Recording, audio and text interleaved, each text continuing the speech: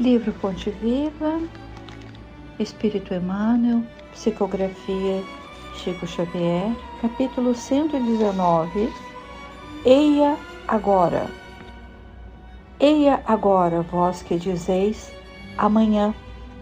É uma carta de Tiago, capítulo 4, versículo 13. E Emmanuel escreve: agora é o momento decisivo para fazer o bem. Amanhã, provavelmente, o amigo terá desaparecido, a dificuldade estará maior, a moléstia terá ficado mais grave. A ferida possivelmente mostrar-se-á mais crescida de extensão. O problema talvez surja mais complicado. A oportunidade de ajudar não se fará repetida. A boa semente plantada agora é uma garantia da produção valiosa no porvir. A palavra útil pronunciada sem detença, será sempre uma luz no quadro em que vives. Se desejas ser desculpado de alguma falta, aproxima-te agora daqueles a quem feriste e revela o teu propósito de reajustamento. Se te propões auxiliar o companheiro, ajuda-o sem demora, para que a bênção de teu concurso fraterno responda às necessidades de teu irmão com a desejável eficiência. Não durmas sobre a possibilidade de fazer o melhor. Não te mantenhas na expectativa inoperante, quando podes contribuir em favor da alegria e da paz. A dádiva tardia tem gosto de fel. Eia agora, diz-nos o Evangelho, na palavra apostólica. Adiar o bem que podemos realizar é desaproveitar o tempo e furtar do Senhor.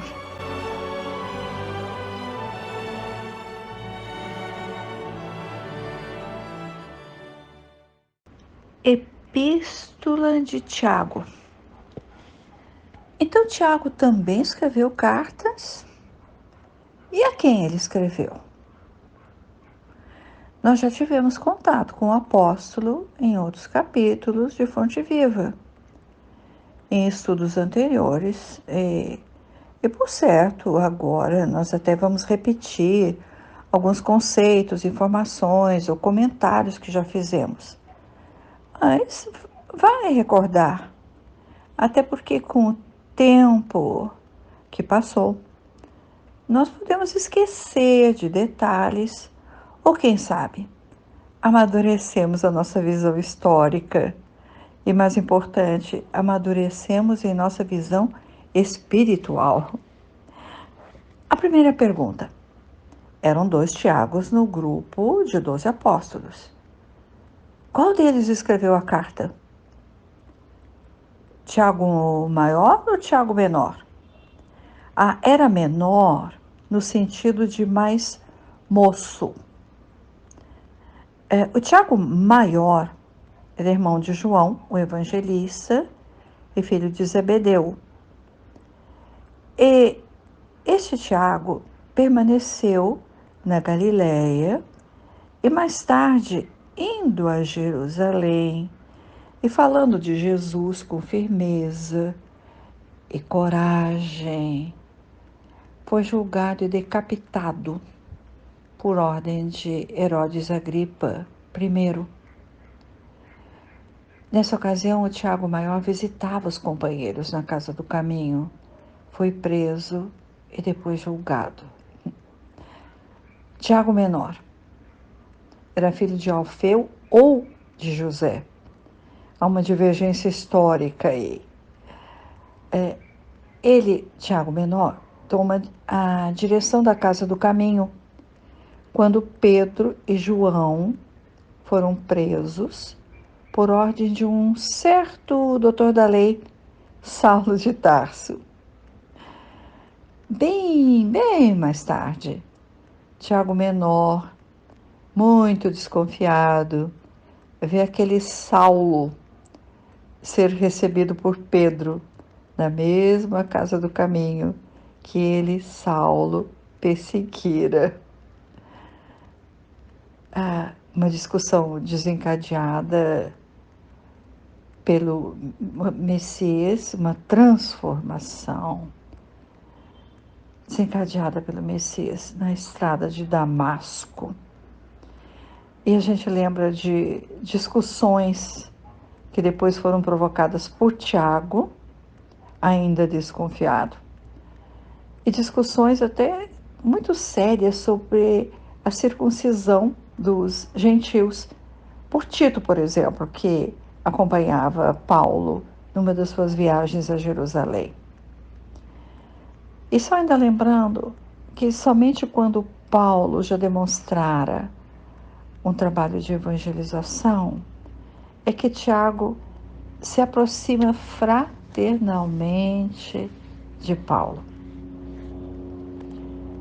Seguindo, Pedro e João são soltos naquela ocasião por intervenção de Gamaliel, aquele criterioso professor de Saulo, professor da formação de Saulo para se tornar rabino. Depois de sair da prisão, Pedro vai para Jope e João volta para Galiléia, porque eles assim saem do centro das perseguições em Jerusalém e continuam a tarefa de evangelização. Pedro vai para Jope.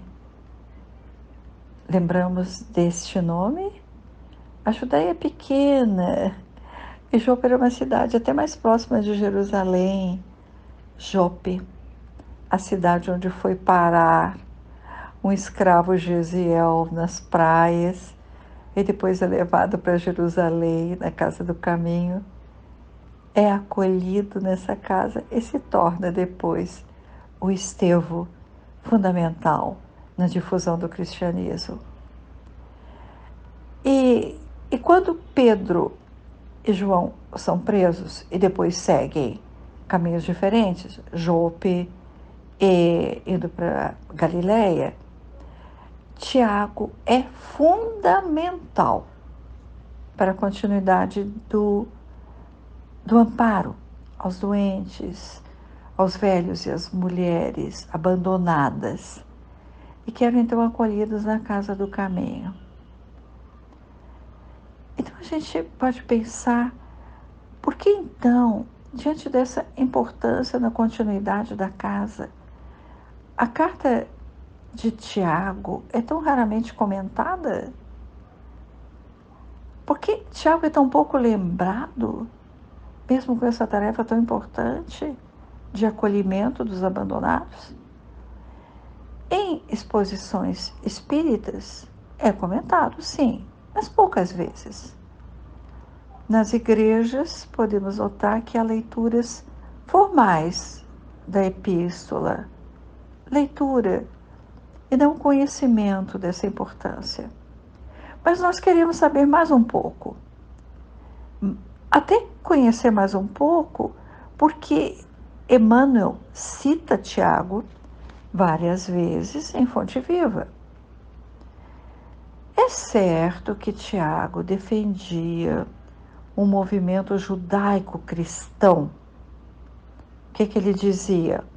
Os judeus deveriam seguir Jesus, mas sem esquecer as prescrições de Moisés, de Abraão, dos profetas do Velho Testamento. Um historiador que a gente conhece, o Severino Celestino, ele considera que a carta de Tiago foi um documento negligenciado no Novo Testamento. Ele diz que para muitos reconhecem o caráter moral, mas que o sabor judaico da epístola, e porque só menciona o nome de Jesus 2 vezes na epístola, a carta não é muito mencionada. Mas Tiago foi um homem de ação, falou aos contemporâneos. E tinha, no tempo da Casa do Caminho, um bom relacionamento com a sinagoga. Eles, os sacerdotes, viam Tiago como uma figura até esquisita, porque ele seguia o mosaísmo e, no entanto, ele tinha sido discípulo de Jesus. Vamos lembrar de um evento relatado por Emmanuel no livro Paulo e Estevão. Quando Paulo invade a casa do caminho, Tiago, com medo, vai a um quarto separado, ajoelha-se, prostrado, como faziam os judeus, e com os escritos do Velho Testamento na mão, ele faz as suas orações. E aí ele não vai preso por Paulo, porque ele não parecia um cristão. Quem foi preso naquela ocasião foi Estevão. E aí nós sabemos que depois sofreu a condenação e foi lapidado. Bem, sem Tiago, a Casa do Caminho não teria subsistido sem as doações dos não cristãos, que reconheciam o trabalho do Tiago. E também, com Tiago, a Casa do Caminho não foi invadida. No Lar de Teresa, Dona Brunilde trouxe para o livro E o Céu Nos Ajudará, ela trouxe o capítulo 4, a carta de Tiago, quando ele escrevia, digo-vos, não sabeis o que acontecerá amanhã. Isso porque Tiago exorta os judeus cristãos que fogem de Jerusalém com as perseguições e se estabelecem em outras comunidades, em outras cidades. E lá nesses outros lugares, cidades, eles têm sucessos financeiros. E esquecem de Jesus. Aí vemos Paulo, que levou uma nova mensagem para outras línguas, para os gentios, para os não judeus. Tiago fala e exorta os contemporâneos, os da sua raça, os judeus, os da sua língua. Por isso é interessante nós lembrarmos o que o Severino Celestino diz num dos seus livros assim: Jesus providenciou tudo para que sua mensagem, mesmo mal entendida, mal traduzida e mal interpretada, não se perdesse. Paulo e Tiago tomaram caminhos diferentes para falar de Jesus, mas transmitiram a mensagem do Cristo. Falamos há pouco que E o Céu Nos Ajudará, que Dona Brunilde utilizou o capítulo 4, versículo 14 da carta de Tiago, para construir o texto do livro que acompanha as nossas reuniões de apoio espiritual. Emmanuel menciona o mesmo capítulo 4, mas o versículo 13 em fonte viva que temos agora. É natural que tenham ligação os dois versículos.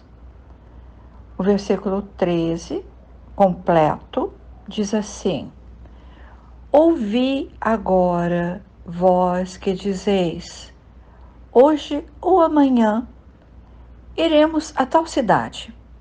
Ficaremos lá 1 ano, negociaremos e tiraremos nosso lucro. Emmanuel resume a epígrafe que ele usa no Fonte Viva somente dizendo assim: eia, quer dizer eis, e agora vós que dizeis. Igual ao que nós vemos há pouco, né? Emmanuel só coloca nesse início uma palavra: amanhã. O versículo 14, que é a Dona Brunilde, em que a Dona Brunilde se baseou, esclarece bem esse versículo 14. Entretanto, não sabeis como será a vossa vida amanhã. Sois uma fumaça que por um instante aparece e logo desaparece. E continua Tiago escrevendo sobre a arrogância, as pretensões dos irmãos judeus que conheceram o Messias, mas que estão agindo de maneira diferente. Alguma semelhança conosco em nossos dias?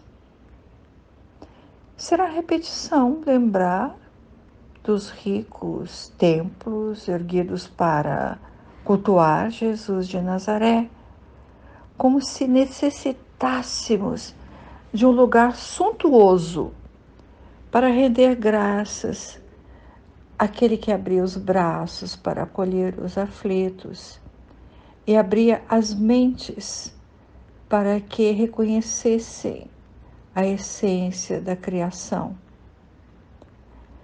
Não é preciso recordar as guerras em nome do príncipe da paz, ou recordar as injustiças praticadas por religiões cristãs. Prosseguimos nossas caminhadas sem pensar como será a nossa vida amanhã, usando agora a expressão de Tiago, como será a nossa vida amanhã. Somos cristãos ou fomos cristãos em outros séculos, sem convicção de que a vida prossegue além da atual. E agimos como se não soubéssemos que a vida prossegue. Novamente, relembrando Tiago, sois uma fumaça que por um instante aparece e logo desaparece. Desaparece no cenário que julgamos permanente, e não no cenário temporário, como nós já ouvimos a doutrina espírita, sobre permanência e temporalidade. Mas ainda não conseguimos digerir esses conceitos e assimilá-los. Transferimos-nos de cidade, de país, até de profissão, mas interiormente somos como os mesmos judeus a quem Tiago falou na sua carta. E voltando ainda um instante a Emmanuel, se te propões auxiliar o companheiro, ajuda-o sem demora, para que a bênção de teu concurso fraterno responda às necessidades de teu irmão com a desejável eficiência.